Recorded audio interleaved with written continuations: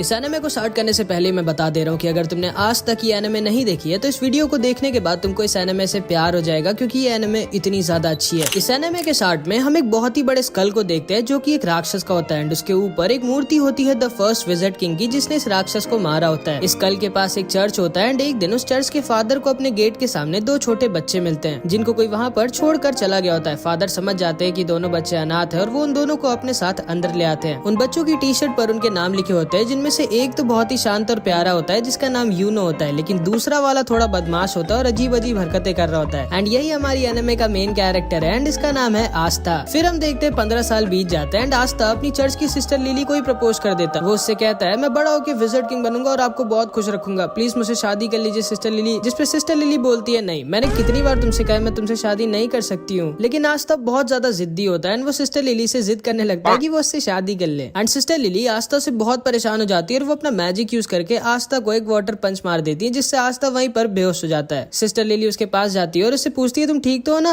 And तभी वहाँ पे चर्च के कुछ और बच्चे आ जाते हैं और वो सिस्टर लिली से कहते हैं बिल्कुल सही किया आपने, जब भी आपको परेशान करे इसको एक दो वाटर पंच मार दिया करिए। लेकिन तभी आस्था दोबारा से होश में आ जाता है एंड फिर से सिस्टर लिली के पीछे पड़ जाता है। बट इस बार वहाँ पर यूनो आ जाता है एंड वो आस्था को अपने मैजिक से वहीं पर गिरा देता है। आस्था गुस्से में उठता है और उसके पास भाग के जाके कहता है आखिर तुम हर बार मेरे और सिस्टर लिली के बीच में अपनी टांग क्यों घुसाते हो। जिसपे यूनो आस्था से कहता है देखो, पहले तो तुम बहुत ज्यादा शोर मचाते हो, दूसरा तुम्हारी हाइट बहुत कम है, तीसरा तुम दिमाग से कम हो, और सिस्टर लिली इस चर्च की नन है और नन लोग शादी नहीं कर सकती, तुम्हारे दिमाग में इतना भी नहीं घुसता क्या। जिसपे आस्था बहुत गुस्सा हो जाता है और यूनो से कहता है आजा 1v1, फ्री फायर में नहीं असली फाइट में मतलब। जिसपे आस्था से कहता है नहीं, मुझे टाइम वेस्ट नहीं करना है तुम्हारे साथ 1v1 करके। आस्था बोलता है कि वो डर गए क्या। जिसपे बच्चा जिसका नाम मैक्स होता है ये बोलता है तुम सोच भी कैसे सकते हो कि तुम यूनो को जिंदगी में भी हरा सकते हो। आस्था मैक्स से बोलता है तुम्हारी प्रॉब्लम क्या है बच्चे, मुझसे मैं तुमसे इतना बड़ा हूँ फिर भी तुम मेरी रिस्पेक्ट क्यों नहीं करते कभी। जिसपे मैक्स बोलता है बिल्कुल भी नहीं, मैं किसी ऐसे की रिस्पेक्ट कर ही नहीं सकता जो 15 साल का होने के बाद भी मैजिक नहीं यूज कर सकता। असल में आस्था के पास बिल्कुल भी मैजिक नहीं होता, मतलब आस्था एक ऐसे वर्ल्ड में होता है जहाँ पे मैजिक से ही सब कुछ होता है बिना मैजिक के। मैक्स आस्था से कहता है तुम सोच भी कैसे सकते हो कि तुम बिना मैजिक के यूनो जैसे पावरफुल मैजिशियन को हरा सकते हो। आस्था कहता है अच्छा यूनो अगर इतना ही स्ट्रॉन्ग है तो वो ये कर सकता है क्या। एंड वो बहुत ही तेज स्पीड में क्रंचेस मारने लगता है। असल में आस्था मैजिक तो यूज कर नहीं सकता, इसलिए वो एक्सरसाइज करके अपने आप को फिजिकली बहुत स्ट्रॉन्ग बना लेता है। मैक्स आस्था से कहता है कि तुम क्रंचेस मारकर विजिट किंग नहीं बन सकते, क्योंकि विजिट किंग स्ट्रॉन्गेस्ट मैजिशियन होता है, स्ट्रॉन्गेस्ट बॉडी बिल्डर नहीं। एंड तभी यूनो अपने मैजिक से सिस्टर लिली के कपड़े सुखाने लगता है, जिसको देखने सारे बच्चे भाग के चले जाते हैं। एंड यूनो का भी सपना आस्था की तरह विजिट किंग बनने का होता है। सिस्टर लिली भी यूनो को थैंक यू कहती है उसकी हेल्प करने के लिए, जिसपे आस्था को बहुत जलन होती है एंड वो जल्दी से भाग के लकड़ियां काटने आ जाता है ताकि सिस्टर लिली उसको भी थैंक यू बोले। लेकिन इससे पहले कि वो लकड़ियां काटता है यूनो अपने मैजिक से लकड़ियां भी काट देता है। असल में इसको आस्था के सामने शो ऑफ करना थोड़ा पसंद होता है। मैक्स कहता है मुझे यकीन है अगला विजिट किंग यूनो ही बनेगा, तुम नहीं आस्था। एंड तभी वहाँ पर फादर भी आ जाते हैं एंड वहाँ आकर यूनो की तारीफ करने लगते हैं कि यूनो जरूर इस चर्च का नाम एक दिन रोशन करेगा। आस्था दुखी हो जाता है और कोने में अकेला जाकर बैठ जाता है। तभी उसके पास सिस्टर लिली आती है और उससे कहती है दुखी मत हो आस्था, थोड़े दिनों में तुम्हारी ग्रिमवॉर तुम्हें मिल जाएगी, फिर तुम भी मैजिक यूज कर पाओगे। जिसको सुनकर आस्था खुश हो जाता है और फिर से खड़ा हो जाता है और कहता है आप देखना सिस्टर लिली, मुझे इस दुनिया की बेस्ट ग्रिमवॉर मिलेगी एंड फिर मैं बहुत मेहनत करके सबसे ज्यादा स्ट्रॉन्ग बनूंगा एंड फिर एक दिन मैं विजिट किंग बनूंगा। ग्रिमवॉर असल में एक मैजिकल बुक होती है जिसमें 3 लीफ बनी होती है जो सबको 15 साल की एज पे मिलती है एंड उसको पाने के बाद लोगों का मैजिक बहुत ज्यादा बढ़ जाता है और वो मैजिकल अटैक्स भी यूज कर सकते हैं। आस्था यूनो से कहता है कि जब मुझे मेरी ग्रिमवॉर मिलेगी तब हम दोनों बचपन की तरह साथ में प्रैक्टिस करेंगे और साथ में बहुत स्ट्रॉन्ग बनेंगे। लेकिन यूनो उसे इग्नोर कर वहाँ से चला जाता है, मानो वो आस्था को अपने टक्कर का मानता ही नहीं है। जिसपे आस्था भी बहुत दुखी हो जाता है एंड वो भी वहाँ से चला जाता है। सिस्टर लिली यूनो के पास आती है और उससे कहती है तुम्हें आस्था के साथ ऐसा नहीं करना चाहिए था। जिसपे यूनो कहता है आस्था मेरे रहते कभी भी विजिट किंग नहीं बन सकता। सिस्टर लिली को लगता है कि आस्था क्योंकि बहुत दुखी होकर गया है तो वो मे भी कहीं पर चुपचाप जाके रो रहा होगा, लेकिन हमारा आस्था रोता वोता नहीं है, वो यहाँ पर ट्रेनिंग कर रहा होता है और ज्यादा स्ट्रॉन्ग होने के लिए एंड अपने विजिट किंग बनने के सपने को सच करने के लिए। थोड़े दिनों बाद आस्था यूनो और बहुत सारे बच्चे जो 15 साल के हो गए थे वो सब ग्रिमवॉर टावर जाते हैं अपनी अपनी ग्रिमवॉर लेने। आस्था बहुत ज्यादा एक्साइटेड होता है क्योंकि अब वो फाइनली मैजिक यूज कर पाएगा एंड यूनो को टक्कर दे पाएगा। वहाँ पे 2 नोबल फैमिलीज के भी बच्चे आए होते हैं जो आस्था और यूनो का मजाक उड़ा रहे होते हैं क्योंकि वो लोग गरीब होते। तभी वहाँ पर उस ग्रिमवॉर टावर का मास्टर आ जाता है एंड सारे लोगों का वेलकम करता है। आस्था बहुत ज्यादा एक्साइटेड और खुश होता है। फिर ये मास्टर एक मैजिकल स्पेल बोलता है और सारे लोगों के पास अपने आप उनकी ग्रिमवॉर उड़कर जाने लगती है। सारे लोग अपनी अपनी ग्रिमवॉर पाकर बहुत खुश होते हैं, लेकिन आस्था के पास कोई भी ग्रिमवॉर नहीं आती। आस्था बोलता है मेरी ग्रिमवॉर लेट हो गई क्या, मेरी ग्रिमवॉर कहाँ है। जिसपे सारे के सारे लोग उस पर हंसने लगते हैं एंड उसका मजाक बनाने लगते हैं। लेकिन तभी यूनो के पास उसकी ग्रिमवॉर आ जाती है जो कि होती है एक 4 लीफ ग्रिमवॉर जो कि बहुत ही ज्यादा रेयर होती है एंड यही ग्रिमवॉर फर्स्ट विज़र्ड किंग के पास भी होती है, जिसको देखकर सारे के सारे लोग शॉक्ड रह जाते हैं कि आखिर यूनो जो कि नोबल फैमिली का भी नहीं है उसको 4 लीफ ग्रिमवॉर कैसे मिल गई। यूनो उल्टा घूमता है और सबसे कहता है कि वो बनेगा अगला विज़र्ड किंग एंड सारे के सारे लोग उसकी तारीफ करने लगते हैं। लेकिन तभी आस्था खड़ा होता है और यूनो से बोलता है नहीं तुम नहीं, मैं बनूंगा अगला विज़र्ड किंग, जिसपे फिर से सारे के सारे लोग उस पर हंसने लगते हैं एंड उसका मजाक उड़ाने लगते हैं एंड यूनो भी आस्था को वहीं पर इग्नोर करके वहाँ से चला जाता है। इसके बाद आस्था अकेले जंगल में उल्टा लटका होता है और थोड़ा सा दुखी होता है क्योंकि ना तो सिर्फ उसके पास मैजिक है बट अब तो उसको ग्रिमवॉर भी नहीं मिली। लेकिन इतना सब कुछ होने के बाद भी वो गिव अप नहीं करता और वो उठता है और कहता है क्या हुआ अगर मेरे को ग्रिमवॉर नहीं मिली तो मैं तब भी मेहनत करना नहीं छोड़ूंगा एंड एक दिन विज़र्ड किंग जरूर बनूंगा, तुम बस वेट करना यूनो, मैं ही तुम्हारा राइवल हूँ एंड मैं ये तुम्हें प्रूफ करके रहूंगा। लेकिन तभी उसे एक आवाज आती है। इधर हम देखते हैं ये दोनों जलन के मारे यूनो से लड़ने आ जाते हैं एंड उससे कहते हैं आखिर तुम्हारे जैसे गरीब को 4 लीफ ग्रिमवॉर कैसे मिल सकती है एंड हम नोबल्स को नहीं, मैं जला दूंगा तुम्हारी इस ग्रिमवॉर को। एंड वो यूनो के ऊपर एक मैजिकल अटैक यूज कर देता है, लेकिन यूनो बिना अपनी ग्रिमवॉर का यूज किए ही अपने आप को डिफेंड कर लेता है, जिसको देखकर ये दोनों शॉक्ड रह जाते हैं कि आखिर यूनो इतना स्ट्रॉन्ग कैसे है। लेकिन तभी अचानक से कुछ चेन्स आके उन दोनों को पकड़ लेती हैं एंड तभी वहाँ पर एक आदमी आता है जो बोलता है तुम लोग पागल हो क्या जो इतनी रेयर चीज को जलाना चाहते हो। यूनो पूछता है कौन हो तुम, जिसपे ये बताता है मेरा नाम है स्नेक और मुझे वो चीज चाहिए जो तुम्हारे पास है। एंड तभी वो अपने मैजिक से यूनो को भी पकड़ लेता है एंड उसकी 4 लीफ ग्रिमवॉर को भी उससे छीन लेता है। यूनो बोलता है स्नेक मैंने तुम्हारा नाम सुना है, तुम एक बहुत ही स्ट्रॉन्ग और फेमस चोर हो, लेकिन तुम्हें ये तो पता ही होगा कि एक ग्रिमवॉर को केवल उसका ओरिजिनल ओनर ही यूज कर सकता है। जिसपे स्नेक कहता है हाँ मेरे को पता है कि तुम्हारी ग्रिमवॉर को तुम्हारे बिना कोई यूज नहीं कर सकता, लेकिन ब्लैक मार्केट में इस 4 लीफ ग्रिमवॉर के मेरे को बहुत पैसे मिलेंगे एंड इसीलिए मैं तुम्हारी ग्रिमवॉर चुरा रहा हूँ और माफ करना तुम्हारा विज़र्ड किंग बनने का सपना यहीं पर खत्म होता है। एंड तभी वहाँ पर हमारा आस्था आ जाता है एंड आते ही गिर के अपनी बेइज्जती करा लेता है, लेकिन फिर भी वो खड़ा होता है और बोलता है क्या हो रहा है यहाँ और तुम्हारे पास 2-2 ग्रिमवॉर कैसे है। यूनो बोलता है उनमें से एक मेरी और यहाँ से जल्दी से भाग जाओ, ये बहुत स्ट्रॉन्ग है। तब आस्था सारा का सारा खेल समझ जाता है एंड वो स्नेक से कहता है चुपचाप यूनो की ग्रिमवॉर वापस कर दो, जिसपे स्नेक उससे कहता है तुम तो वही लूजर हो ना जिसको एक भी ग्रिमवॉर नहीं मिली। एंड ये कहकर वो उस पर हंसने लगता है। आस्था कहता है हाँ मैं वही हूँ जिसको कोई ग्रिमवॉर नहीं मिली, लेकिन मैं वो भी हूँ जो एक दिन विज़र्ड किंग बनेगा। एंड ये कह के आस्था स्नेक की तरफ भागता है। यूनो कहता है नहीं उससे मत लड़ना आस्था। स्नेक अपने मैजिक से आस्था पर अटैक करता है, लेकिन आस्था उसके अटैक को डॉज करके उसके पीछे आ जाता है एंड वो बस उसको एक पंच मारने वाला होता है, लेकिन तभी स्नेक की चेन्स उसको पकड़ लेती हैं एंड फिर स्नेक अपने मैजिक से आस्था को बहुत ज्यादा इंजर्ड कर देता है। आस्था मन में सोचता है कि ये तो बस एक चोर है, फिर ये इतना स्ट्रॉन्ग कैसे है, और अगर एक चोर इतना स्ट्रॉन्ग है तो फिर विज़र्ड किंग कितना स्ट्रॉन्ग होगा। एंड फिर स्नेक उसको पीछे की दीवार पर लड़ा देता है एंड उसके पास जाकर बोलता है अपनी आंखें खोलो बच्चे, तुम मुझे 100 जन्मों में भी नहीं हरा सकते। आस्था मन में सोचता है कि ये सही तो कह रहा है, मैं चाहे जितना भी अपनी बॉडी को ट्रेन करके स्ट्रॉन्ग बना लूं, लेकिन मैं इसको भी नहीं हरा सकता। स्नेक आस्था के ऊपर हंसता है और बोलता है अपनी चेन से मैं किसी के अंदर कितना मैजिक है ये नाप सकता हूँ, और तुम्हारे अंदर एक बूंद मैजिक भी नहीं है एंड इसीलिए तुम्हारे पास कोई ग्रिमवॉर नहीं आई, क्योंकि ग्रिमवॉर मैजिक को बढ़ाती है और तुम्हारे पास तो मैजिक है ही नहीं। तुम विज़र्ड किंग तो क्या, तुम कोई नॉर्मल सी जॉब भी नहीं कर सकते। शर्म करो अपनी जिंदगी पर, तुम एक बहुत ही बड़े लूजर हो। जिसको सुनकर आस्था अंदर से टूट जाता है और वो सोचने लगता है कि ये एकदम सही तो कह रहा है, मेरे अंदर ना तो मैजिक है और ना ही मेरे पास अब एक ग्रिमवॉर है, फिर आखिर मैं कैसे विज़र्ड किंग बन सकता हूँ जो कि पूरी दुनिया का सबसे स्ट्रॉन्गेस्ट मैजिशियन होता है। एंड जिंदगी में पहली बार आस्था गिव अप करने वाला होता है, लेकिन तभी यूनो चिल्लाकर बोलता है नहीं, मैं जानता हूँ आस्था विज़र्ड किंग नहीं बनेगा, क्योंकि अगला विज़र्ड किंग तो मैं ही बनूंगा, लेकिन आस्था कोई लूजर नहीं है, वो मेरा राइवल है एंड उसके अंदर भी एक मैजिकल पावर है एंड वो है कभी भी गिव अप ना करना। एंड इसको सुनते ही आस्था के अंदर मानो दोबारा से जान आ जाती है। वो स्नेक से कहता है दूर हट मुझसे। स्नेक उससे दूर हट जाता है एंड आस्था के पास से एक अजीब सी एनर्जी आने लगती है। आस्था यूनो से कहता है चिंता मत करो यूनो, मैं इस आदमी को तुम्हारी ग्रिमवॉर नहीं ले जाने दूंगा, चाहे उसके लिए मुझे मरना ही क्यों ना पड़े। एंड तभी आस्था के पास उसकी खुद की ग्रिमवॉर उड़कर आ जाती है, जो कि कोई नॉर्मल ग्रिमवॉर नहीं बल्कि एक 5 लीफ ग्रिमवॉर होती है, जो पूरी की पूरी दुनिया में सिर्फ एक ही है, मतलब यूनो से भी ज्यादा रेयर ग्रिमवॉर। दुनिया में 3 तरह की ग्रिमवॉर्स होती है। 3 लीफ ग्रिमवॉर जिसमें मैजिकल पावर्स होती है एंड ये बहुत कॉमन होती है। 4 लीफ ग्रिमवॉर जो कि बहुत रेयर होती है एंड इसमें मैजिकल पावर्स के साथ गुड लक भी होता है। एंड लास्ट में है 5 लीफ ग्रिमवॉर जो कि पूरी दुनिया में सिर्फ एक ही है एंड इसके अंदर एक डीमन होता है। एंड आस्था को फाइनली उसकी 5 लीफ ग्रिमवॉर मिल जाती है। यूनो आस्था को देखकर स्माइल करता है और बोलता है मुझे पता था आस्था, तुम वो जो इम्पॉसिबल को भी पॉसिबल कर सकता है, जैसे तुमने बचपन में किया था। एंड फिर हम इन दोनों का बचपन देखते हैं कि कैसे यूनो स्टार्टिंग में बहुत ही रोथुड़ू था और छोटी छोटी बात पर रोता रहता था एंड आस्था स्टार्टिंग से ही उसकी मदद करता रहता था और एकदम उसके बड़े भाई की तरह उसको प्रोटेक्ट करता था। फिर एक दिन बचपन में सिस्टर लिली आस्था और यूनो को पहले विज़र्ड किंग की स्टोरी सुनाती है कि कैसे एक बार पूरी दुनिया पर एक बहुत ही बड़े और ताकतवर राक्षस ने हमला कर दिया था और हर जगह तबाही मचा दी थी। हर तरफ बस दुख ही दुख फैल गया था, लेकिन तभी अचानक से एक लड़का वहाँ वहाँ आ जाता है और उन सबको बचा लेता है। एंड उसके पास एक 4 लीफ ग्रिमवॉर होती है एंड उसकी और उस राक्षस की बहुत दिनों तक लड़ाई होती है, लेकिन आखिरी में वो लड़का उस राक्षस को हरा देता है और दोबारा से दुनिया में सुख और शांति ले आता है। एंड वही बनता है फर्स्ट विज़र्ड किंग, पूरी दुनिया का सबसे स्ट्रॉन्गेस्ट मैजिशियन। एंड इसी स्टोरी को सुनने के बाद आस्था और यूनो डिसाइड करते हैं कि वो दोनों भी बड़े होकर विज़र्ड किंग बनेंगे। शाम को फादर आकर यूनो को एक लेटर देते हैं और उससे कहते हैं उस लेटर को विलेज के बाहर एक आदमी तक पहुँचाने के लिए। आस्था कहता है लो मैं चला जाता हूँ, लेकिन यूनो उसे मना कर देता है और कहता है नहीं, वो अकेला जाएगा। यूनो अकेला उस आदमी के पास पहुँच जाता है और उसे वो लेटर दे देता है। काफी रात हो चुकी होती है और आस्था को यूनो की चिंता होने लगती है। एंड फिर वापस लौटते वक्त यूनो को एक बड़ा सा आदमी घेर लेता है और वो उसका पेंडेंट उससे जबरदस्ती छीन लेता है। यूनो उससे कहता है प्लीज मुझे वो वापस कर दो, वो मेरे पेरेंट्स की आखिरी निशानी है। जिसपे हंसता और बोलता है चुपचाप यहाँ से भाग जाओ बच्चे, वरना मुझे तुम्हें जान से मारना पड़ेगा। जिसको सुनकर यूनो डर जाता है और रोने लगता है और सोचता है कि अब वो कुछ नहीं कर सकता। लेकिन तभी वहाँ पर आस्था आ जाता है एंड उस आदमी को पकड़ लेता है। यह आदमी आस्था को मारकर दूर फेंक देता है, लेकिन आस्था फिर से जाकर उसको पकड़ लेता है और जोर जोर से चिल्ला रहा होता है। यूनो बस आस्था को देख रहा होता है और सोच रहा होता है कि आखिर जब आस्था जानता है कि वो इस आदमी को नहीं हरा सकता, फिर वो लड़ क्यों रहा इससे। आस्था को ये आदमी बहुत ज्यादा इंजर्ड कर देता है, लेकिन फिर भी आस्था गिव अप नहीं करता और उसको पकड़े रहता है और जोर जोर से चिल्ला रहा होता है कि यूनो का पेंडेंट वापस कर। ये आदमी समझ जाता है कि ये बच्चा कोई नॉर्मल बच्चा नहीं है एंड वो उस पेंडेंट को वहीं पर छोड़कर चला जाता है एंड आस्था वहीं पर गिर जाता है। यूनो उसके पास आकर रोते हुए बोलता है मुझे माफ करना, मेरी वजह से तुम्हें इतनी मार पड़ी। जिसपे आस्था उससे कहता है तुम चिंता मत करो, मैं हमेशा तुम्हारे साथ रहूंगा और तुम्हें प्रोटेक्ट करूंगा एंड एक दिन मैं बनूंगा विज़र्ड किंग और तुम्हें और चर्च के सारे लोगों को खुश और सेफ रखूंगा। और इधर हम देखते हैं आस्था की ग्रिमवॉर से एक अजीब सी तलवार निकलती है और स्नेक बोलता है अचानक से तुम्हारे पास एक ग्रिमवॉर कहाँ से आ गई, ये क्या हो रहा है। एंड वो आस्था के ऊपर दोबारा से अटैक कर देता है, लेकिन आस्था अपनी स्वॉर्ड यूज करता है एंड स्नेक की मैजिकल चेंज गायब हो जाती है। स्नेक बोलता है कि ये कैसे किया तुमने, आखिर हो कौन तुम। जिसपे आस्था बोलता है मैं वो हूँ जो एक दिन बनेगा विज़र्ड किंग। एंड ये कहकर आस्था स्नेक के ऊपर अटैक कर देता है एंड स्नेक की एक बार में बैंड बजा देता है और उसको हरा देता है। यूनो उसे देखकर हंस रहा होता है और आस्था उसके पास आकर बोलता है ये देखो यूनो, मेरे को फाइनली मेरी ग्रिमवॉर मिल गई। यूनो आस्था से बोलता है तो तुमने मुझे एक और बार बचा लिया आस्था, तुम्हें याद है ना वो प्रॉमिस जो हमने बचपन में किया। बचपन में जब यूनो आस्था की बात सुनता है तो वो पूछता है कि क्या मैं विज़र्ड किंग बन सकता हूँ जबकि मैं इतना वीक हूँ। जिसपे आस्था यूनो से कहता है हाँ, अगर तुम बहुत मेहनत करोगे और कभी भी गिव अप नहीं करोगे तो तुम क्या कोई भी विज़र्ड किंग बन सकता है। जिसको सुनकर यूनो खड़ा होता है और बोलता है ठीक है, मैंने भी डिसाइड कर लिया है कि आज के बाद मैं कभी भी नहीं रहूंगा एंड मैं बहुत मेहनत कर एक दिन विज़र्ड किंग बनूंगा और तुमको और चर्च के सारे लोगों को खुश रखूंगा। जिसपे आस्था यूनो से कहता है इसका मतलब है कि अब हम दोनों राइवल्स हैं। एंड वो दोनों एक दूसरे से प्रॉमिस करते हैं कि वो दोनों बहुत मेहनत करेंगे एंड एक दिन विज़र्ड किंग बनेंगे। आस्था यूनो से कहता है हाँ मुझे याद है एंड मुझे लगा था कि तुम भूल गए होगे। एंड फिर वो दोनों फिर से बचपन की तरह दोबारा से एक दूसरे से शर्त लगाते हैं ये देखने के लिए कि पहले विज़र्ड किंग कौन बनेगा। इसके बाद हम अभी के विज़र्ड किंग की झलक देखते हैं एंड उन 9 मैजिक नाइट्स को देखते हैं जो किंगडम में विज़र्ड किंग के बाद सबसे ज्यादा स्ट्रॉन्ग मैजिशियंस होते हैं और इनका काम होता है किंगडम में पीस और ऑर्डर मेंटेन करके रखना। एंड इन सब की एक स्क्वाड होती है जिसको ज्वाइन करने के लिए बच्चों को एक एंट्रेंस एग्जाम देना होता है और उसी एग्जाम के लिए आस्था और यूनो दोनों ट्रेनिंग कर रहे होते हैं। इधर हम देखते हैं फादर और सिस्टर लिली ग्रिमवॉर टावर के मास्टर के पास जाते हैं एंड फादर मास्टर से पूछता है कि आखिर एंट्रेंस एग्जाम के लिए उसने यूनो के साथ आस्था का भी नाम क्यों दिया, जबकि आस्था तो उस टेस्ट में पास हो भी नहीं सकता। जिसपे मास्टर उससे कहता है कि आस्था ने मुझे उसकी ग्रिमवॉर दिखाई थी और मुझसे बहुत रिक्वेस्ट किया था कि उसको एंट्रेंस एग्जाम में भेज दे, तो इसीलिए मैंने भेज दिया। फादर मास्टर से पूछते हैं कि आखिर जो ग्रिमवॉर आस्था के पास आई है वो है क्या और वो असलियत में ग्रिमवॉर है भी कि नहीं। जिसपे मास्टर उसे बताता है मैं तुम्हें ज्यादा तो नहीं बता सकता, लेकिन हाँ उस ग्रिमवॉर की वजह से आस्था को फ्यूचर में एक बहुत बड़ी लड़ाई लड़नी होगी। फादर मास्टर से रिक्वेस्ट करने लगता है कि आस्था बहुत वीक है और उसके पास मैजिक भी नहीं है तो उसको एंट्रेंस एग्जाम में ना भेजे। जिसपे मास्टर उससे कहते हैं कि कहीं ऐसा तो नहीं कि तुम आस्था को इसलिए नहीं भेजना चाहते क्योंकि अगर वो पास हो गया तो वो यहाँ से चला जाएगा और तुम्हें उसकी याद आएगी। जिसपे फादर थोड़ा सा शर्मा जाता है और बहाने बनाने लगता है एंड सिस्टर लिली भी समझ जाती है कि फादर आस्था को सीक्रेटली बहुत प्यार करते हैं। इधर हम देखते हैं आस्था और यूनो रेस लगाते हुए चर्च वापस आ रहे होते हैं और उन दोनों के बीच में टाई हो जाता है। आस्था पूछता है जल्दी बताओ कौन जीता। मैक्स बोलता है यूनो जीता है। आस्था कहता है अभी रेस खत्म नहीं हुई है, जो चर्च के अंदर पहले घुसेगा वो जीतेगा। और आस्था चर्च के अंदर घुसने वाला होता है, लेकिन तभी यूनो उसे अपने मैजिक से उड़ाकर दूर फेंक देता है और रेस को जीत जाता है। रात में सोते वक्त आस्था सपने में भी यही बोल रहा होता है कि वो एक दिन विज़र्ड किंग बनेगा। भाई ये पागल होता है विज़र्ड किंग बनने के लिए। जिसको सुनकर मैक्स आस्था पर गुस्सा हो जाता है। अगले दिन आस्था फिर से ट्रेनिंग कर रहा होता है और उसके पास मैक्स आ जाता है। आस्था पूछता है क्या हुआ। मैक्स बोलता है तुम बेवकूफ हो। जिसपे आस्था उस पर गुस्सा हो जाता है और बोलता है ये बोलने के लिए तुम चर्च से इतनी दूर मेरे पास आए हो। मैक्स उसे बोलता है कि तुम्हारे पास तो मैजिक भी नहीं है, तुम सोच भी कैसे सकते हो कि तुम मैजिक नाइट एग्जाम में पास होगे। आस्था बोलता है अब तो मेरे पास मेरी ग्रिमवॉर है एंड अब तो मैं जरूर से मैजिक नाइट एग्जाम में पास होऊंगा और एक दिन विज़र्ड। लेकिन तभी उसको मैक्स बीच में रोक देता है और कहता है चुप रहो, जब देखो तब विज़र्ड